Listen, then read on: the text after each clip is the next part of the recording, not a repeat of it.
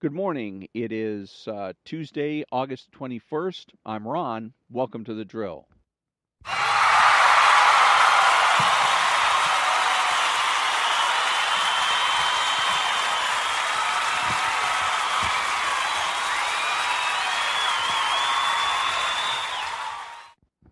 Okay, thank you very much. Like I said, I'm Ron, and this is the drill.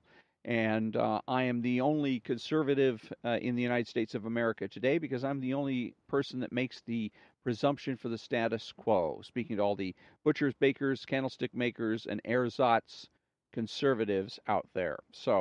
I was just listening to a little bit of Rush Limbaugh. I'm in California, so it is a little after 9 o'clock. California time. And so the Limbaugh show was just getting started. He was doing his monologue and he's talking about the Manafort trial in some particular detail. And it struck me.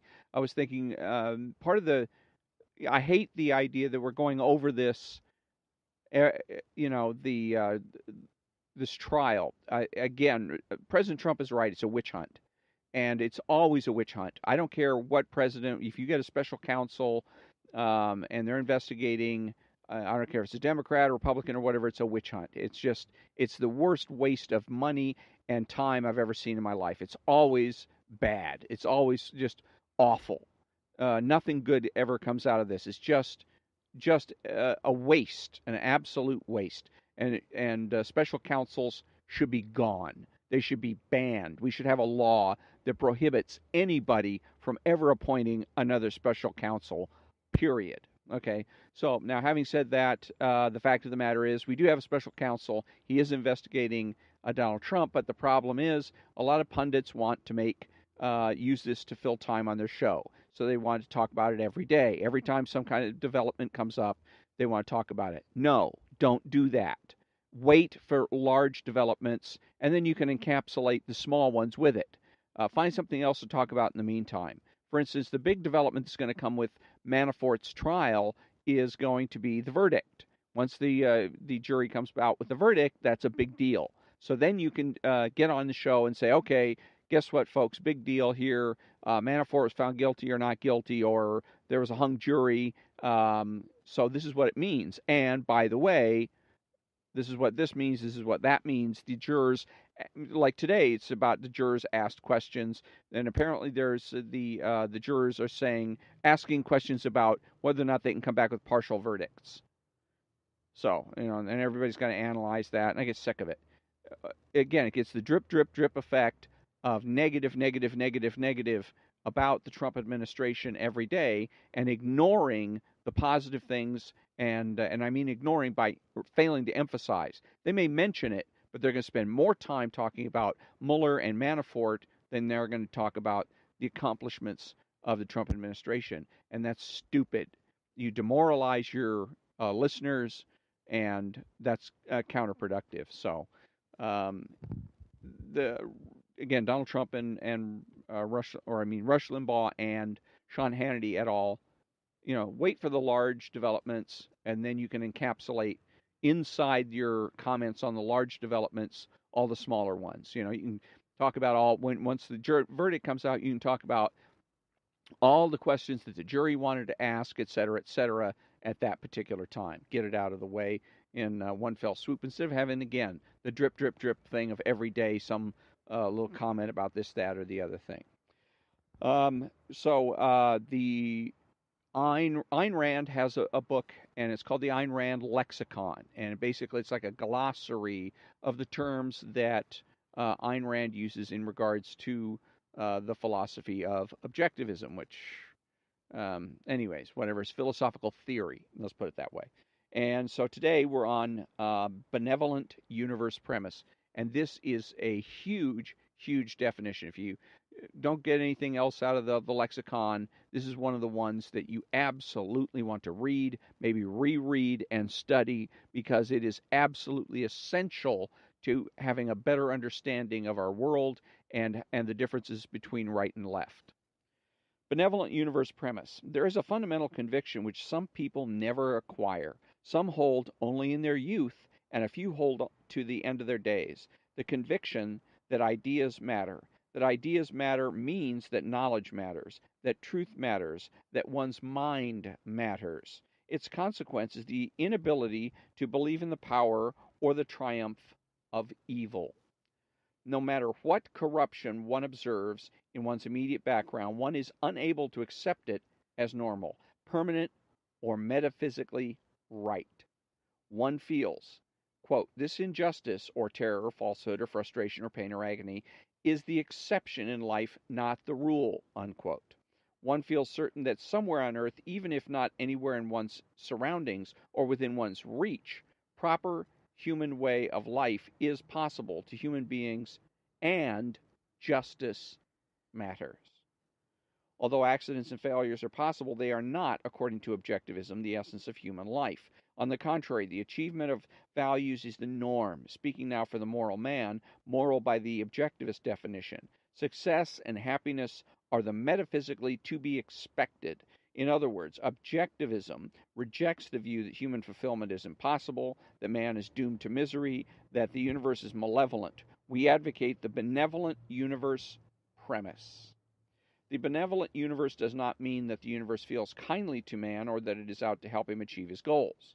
No, the universe is neutral. It simply is. It is indifferent to you. You must care about and adapt to it, not the other way around. But reality is benevolent in the sense that if you do adapt to it, i.e., if you think, value, and act rationally, then you can, and barring accidents, you will, achieve your values. You will because those values are based on reality.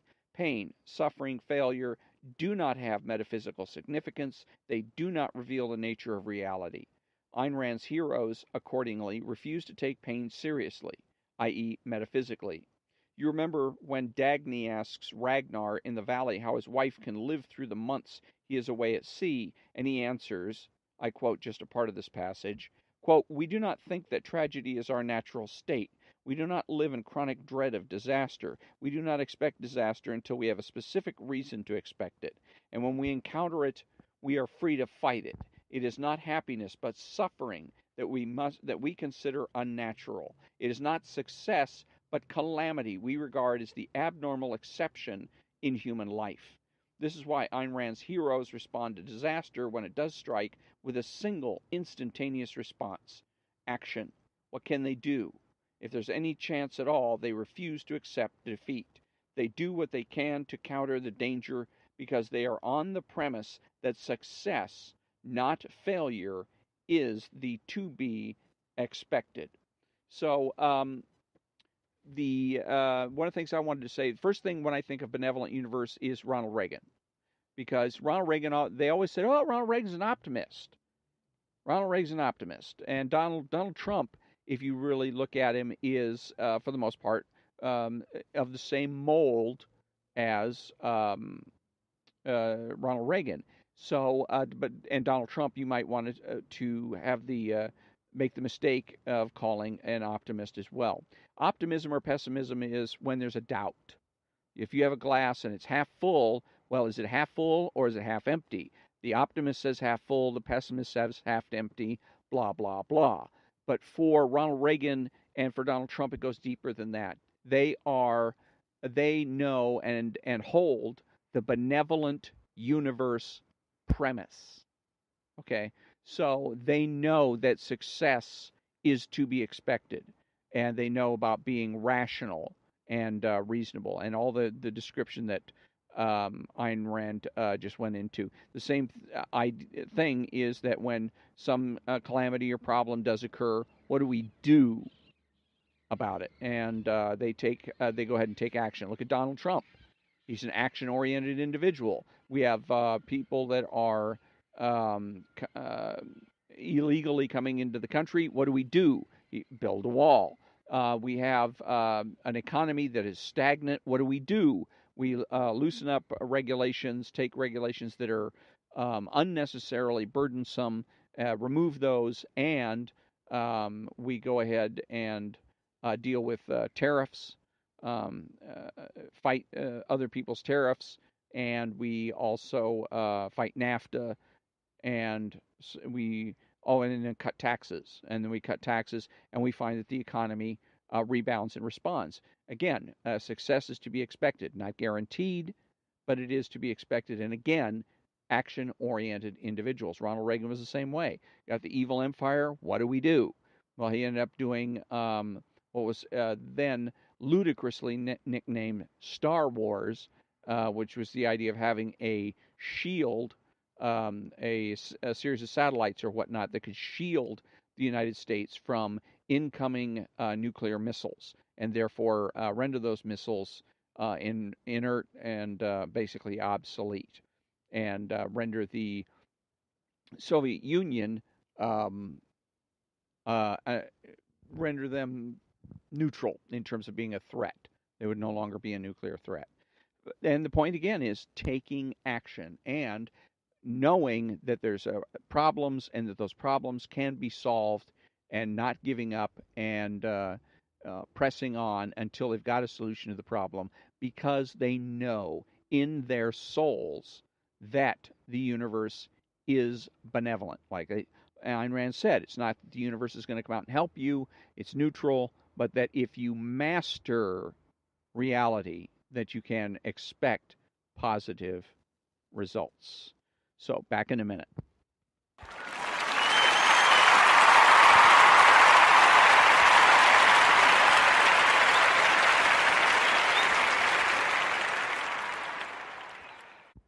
Thank you very much. And so now I'm going to be reading from The Death of Right and Wrong by Tammy Bruce.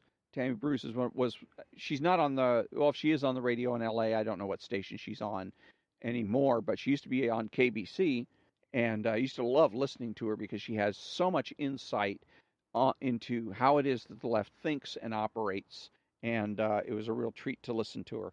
And if you really want to know how the left operates, Tammy Bruce is the person to go to. She still has some sort of, she has a radio, might be on a radio program, but I don't know if it's on where it's located exactly. You have to, I guess, Google it and find out. But if you get the opportunity to listen to Tammy Bruce, you really ought to, because she really knows what she's talking about.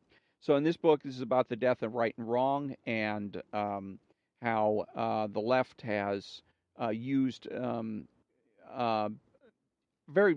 being very outrageous, and using it to silence people in opposition to the left, and so then they can, as Ayn Rand has noted, just step in without opposition, silence your critics, silence your opponents, and everything else is wide open for you. So right now, this section right here, and this is because we're still on chapter 2, very long chapter, and it's called Feminist Blinkers.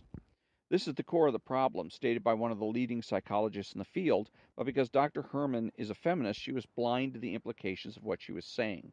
When your victimhood is your empowerment, recovery is the enemy, and working on individual change becomes counterproductive, even dangerous to your identity. When that third stage of recovery is missing, when the group maintains the victimhood of the individual and spurns the last imperative step, not only is there no reintegration, but something even more sinister begins to happen: the subconscious transference of the injured person's trauma onto society. Society and culture end up being subjected to the malignant narcissism of those traumatized during their childhood or youth, which includes the left's most powerful leaders, activists, and ideologues. And so here, what she's beginning to say is that actually what the left does is a little bit more direct. It's not, it doesn't have so much to do with the malignant narcissism, doesn't have so much to do with traumatized childhoods and stuff like that. It's directly the left comes out and tells people, tells the individual, there's nothing wrong with you. This is what part of what makes the left attractive. The left is attractive to a lot of people, and for good reason, at least on its face.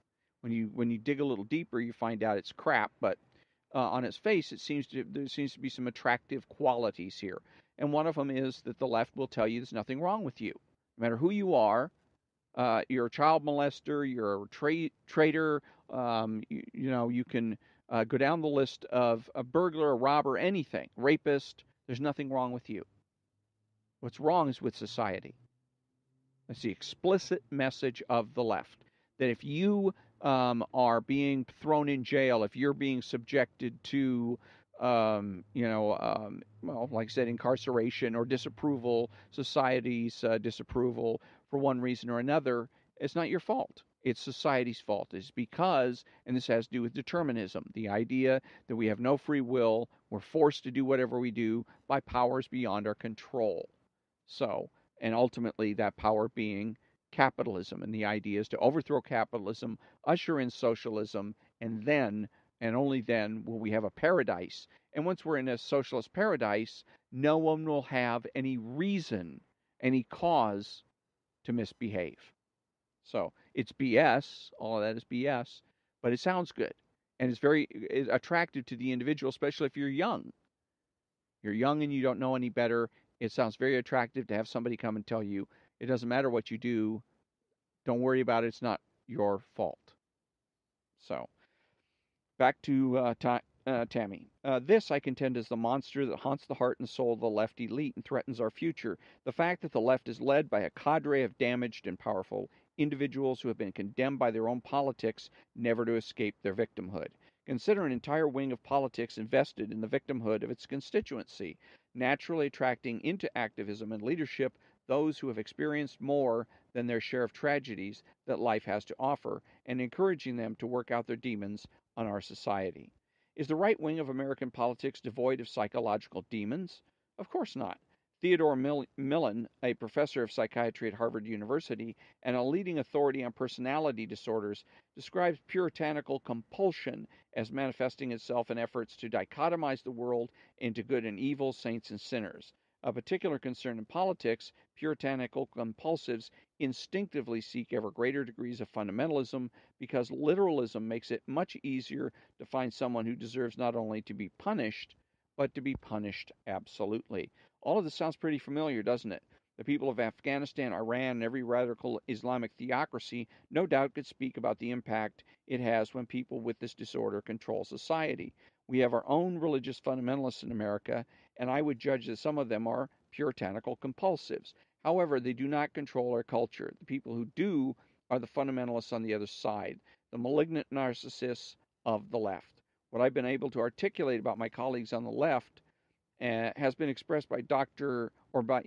M. Scott Peck in his discussion of evil in his book People of the Lie.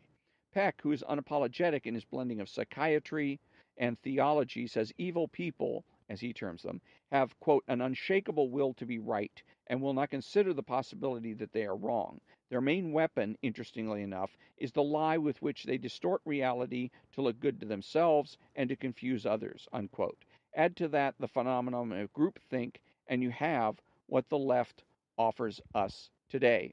So the problem here, though, is that she's creating a bit of a false dichotomy.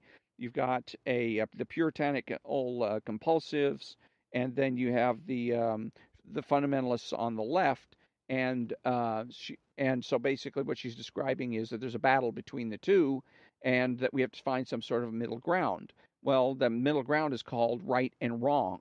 And that her the she gets caught up in the trap there that the left sets for you. Anytime you come out and you say you want to criticize the left, they do this, they do that, they do too much, whatever. One of the traps that they're going to set for you say, well, the left. You aren't saying that the left is the only one that makes mistakes or does things wrong, are you?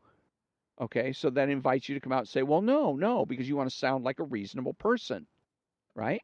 So, and nobody's going to suggest that any particular individual or movement is perfect. So then you come out and say, well, no. The people on the right, they've got their problems and their issues as well. And that's what she's doing here is, again, by trying to strike a balance between the two, sound like she is reasonable and try to avoid the tag of being an ideologue and being extremist and whatnot. The fact of the matter is that just because you see right and wrong in the world doesn't make you puritanical compulsive. And I really don't understand his definition anyways. Let's see here. Let's take a look at it again. Manifesting, blah, blah, blah, blah. I guess somebody that tries to good and evil, saints and sinners, dichotomize the world. A particular concern in politics puritanical compulsives instinctively seek ever greater degrees of fundamentalism because literalism makes it easier to find someone who deserves not only to be punished but to be punished absolutely. Also, the problem issue here too is what Tammy is basically doing is breaking everything down into psychology. Okay, that the whole world and everything in it is psychological in nature, and by so doing, she leaves reality aside, and reality is the only tool that the right has to deal with the left. The issue is not right or wrong because I say it's right or wrong, but right or wrong because I can prove that it is right or wrong. That's the difference between being somebody that is extremist or compulsive or having any other type of psychological problem is reasoning. Okay. There is right and wrong, and we all know that there is right and wrong by the evidence of our senses. We've been done wrong to, we've been done right to, we've seen other people uh, that have suffered injustices and have been appropriately rewarded, both sides of the coin. And we can and should stop and think about those situations and get it clear, at least to ourselves, if nobody else, as to why. Why was this right? Why was that wrong? Then you're on the right track. But again, if you're doing things dogmatically, I'm right because I'm Christian, or I'm right because I am Islamic, or I am right because I'm a feminist, or I'm right because I am a conservative, you're on the wrong track. Now you're getting, again, into an imaginary world, you're getting into a psychologistic world, and once you get into that, you're lost. Okay, because everything is moot in a psychologistic world. There is no right, there cannot be any right and wrong. Because there's no way to prove it. No way to prove anything in psychology. Period.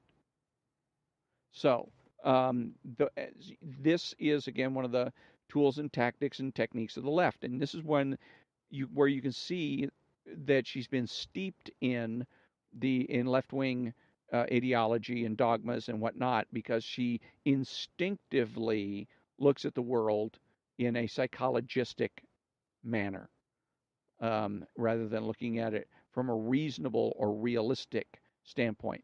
So, anyways, the point though that I want to drive home here is the idea that we, as particularly as conservatives, well, not particularly, but we as conservatives are right when we can prove it. When we have evidence that we're right and can prove that we're right. Um, there's also everything rests on axioms, and that means ultimately, right and wrong is going to rest, like anything else, on uh, the evidence of our senses.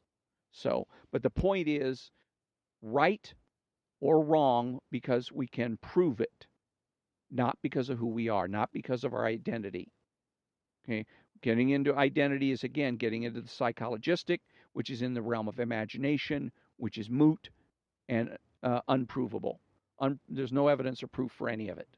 So you got to basically take it on faith, and you get into leadership issues and all kinds of things like that.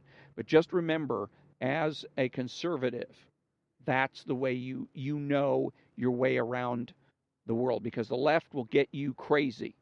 Will get you crazy. They will. Oh well, you're just a puritanic. You're not really different from the left, except you're a puritanical compulsive. You know, no, I'm not a puritanical compulsive because I don't do things compulsively.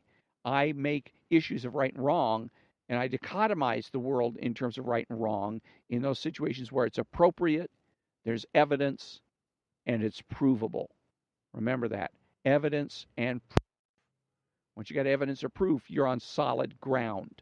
Nobody can impeach you. Okay? Be back in a minute.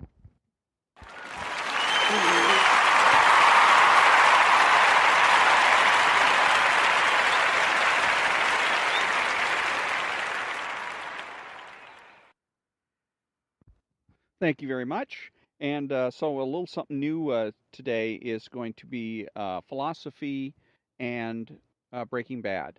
And I wanted to read to you some of the other volumes that they have in this series.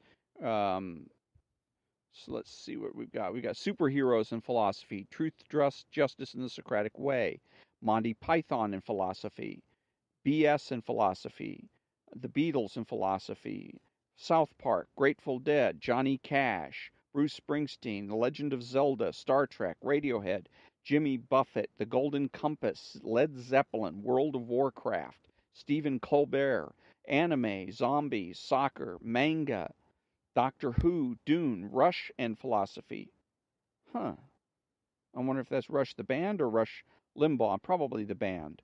Martial arts and philosophy. SpongeBob, Philip, the Rolling Stones, Chuck Klosterman, Neil Gaiman, Breaking Bad, which is the one I've got right now, Walking Dead, Curb Your Enthusiasm. So there's a whole bunch of different volumes. Let me see what we got here. 69 volumes of these books of philosophy. So, and I'd encourage you to take a look at them because they give you an easy way of getting introduced into philosophy, kind of ease into philosophy and some of the trickier philosophical issues. But philosophy is the bedrock of everything else that we know on Earth. And Einstein was influenced by a philosopher named Hegel, heavily influenced. His theory of relativity is based on Hegel's theories, one of his theories, which is about thesis, antithesis, and synthesis. So, so it affects everything. Philosophy does. So I encourage you to read these, find your favorite subject, and dig in. So the contents of this particular book is kind of interesting. A fine meth we've gotten into. Analyze this. Walt's rap sheet. Heisenberg's uncertain confession. Equations must balance. Finding happiness in a black hat. Hurtling towards death. Macbeth on ice. There's meth in my madness. Nothing here but chemistry. Now you're cooking. Free radicals. Pink, white, and blue. So you kind of get the idea there. So, Fine Meth We've Gotten Into by David R. Kepsel and Robert Arp. Breaking Bad emerged on the airwaves at a critical time in American history, deep in a never-ended recession, losing confidence with our technical and innovative prowess worldwide, outpaced by competitors, and nervous about the future and what we leave for our next generation. We are all Walter White. Our dreams and hopes for ourselves and our futures seem crushed by the everyday. Middle-aged, overeducated, and struggling to make ends meet, the bright, shiny futures we were promised, if only we lived right, were never more elusive. Then Walter White came along and gave us all hope. He's a 21st century geek hero, chemistry teacher turned meth manufacturer, dealer, and eventually kingpin. He skirts his failures in the straight world by delving deep into a dark underworld, both physical and psychic. Walter White shows us that he can be nebbishy, flabby, middle-aged nerd, can be someone, despite being marginalized by a society and an economy that have moved on without him. It's the somehow he becomes that makes the show so interesting. It's a modern morality play showing us the shame, degradation, and moral decline that come from pursuing a life of crime. But it's a morality play without the moralizing. Walter White remains our hero, and we root for his success and the defeat of his foils. What this says about us, our society, and the meaning and roots of success are all great mysteries behind the success of the series and the appeal of Walt. Walt's path in Breaking Bad is clear from the start. Once he has begun down the road he chooses, we know his fate. We've seen the story before. He's Macbeth, he's Faust, he's Milton's Lucifer. He's all of these while being just typical enough to be every man. The fallen anti-hero can be sympathetic, but he must fail. That's why we so desperately want him to succeed. What does his success mean? What are the repercussions for his friends, family, and society at large if Walt's pure blue meth conquers the Southwest? How do we grapple with these implications even while cheering for his success against the odds? In these chapters, our authors consider the philosophical, psychological, and sociological issues behind this critically acclaimed drama. What motivates Walt, really? Is Walt in conflict with science itself? Is there something wrong with the American psyche that makes Walter White a hero? What are the ethical issues behind drugs? What lessons does Breaking Bad have about existentialism? Can Walt be redeemed? Who is Gus Fring? These questions are just the tip of the iceberg, if you'll pardon the expression. There are so many philosophical issues in the complexly unfolding characters and plots we've been treated to as we follow Walt and company's descent into badness. While Breaking Bad clearly focuses upon a single anti hero, there are many important relationships with supporting characters that are worth exploring. Jesse Pinkman, for instance, serves as a sort of surrogate child, even while Walter Jr. seems to diminish into the background of Walt's everyday existence the further he delves into the meth business. Skylar, who at some time came across as a one dimensional, harping, nagging middle class wife, emerges in seasons 3 and 4 as a partner in crime for her husband. Male female relationships in the show, the archetypes each embodies, and the evolution of each serve as a backdrop for discussing feminism on TV. Finally, Gus Fring's complex character and relationship with Walt provide us with an opportunity to explore evil, to consider Walt's path, and reflect upon the values we seem to admire in this cold blooded villain. The show is rich with complexity and poetry of a sort. Race, class, good and evil are all confronted for 13 episodes per year in the guise of a show about drugs, violence, and money set in the deserts around Albuquerque, New Mexico. The shame is that the show will someday end. The contract has been signed and the final season is in the works. By the time you read this book, you'll know more than we did in writing about it, about the philosophical implications of Breaking Bad. Did the ends finally justify the extremes? Walter White goes from geek hero to Greek tragedy, and as we said above, we know how it ends. But we desperately want him to succeed, even if he goes from bad to evil. As in Greek tragedy, his failure is inevitable, but his situation and motivations make him sympathetic. We feel his pain and are empowered by his successes. Lucifer, too, was sympathetic in Milton's Paradise Lost, if only because he had the guts to rebel. However hopelessly, against a tyranny he didn't create and against whose dictates he would no longer stand. Walt rebels too. He confronts a system that cheated him out of his just reward, and against a society that outlaws acts of self destruction. He convinces himself that it is family and not ego that drives him. He's the hero of his own drama and a suitable anti hero for the long, dark, recessionary times we live in. The American dream lives on in Walt, and we cling to it with fading hope. But as Milton shows us, it is hope we must abandon at the gates of hell, just as we know that Walt must fail or meet a nasty death, and likely both. So, a couple of things about that is that one thing is a lot of these philosophy books deal with the psychology rather than philosophy. Philosophers and laymen as well have a tendency to confuse the two. Philosophy is those things that are intellectual, reasonable, rational, realistic, and psychology is introspective, imaginary, and moot.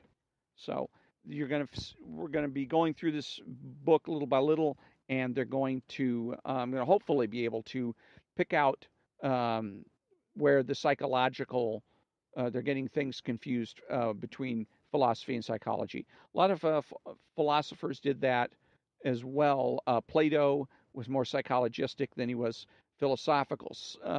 Aristotle was the one that was as close to being purely philosophical, 100% pure philosophy, as you can get in ancient Greece. Everyone else was getting psychological elements involved in their philosophical theorizing. And you had a lot of that then happen, like with Hegel, with Kant, and with others in more modern history.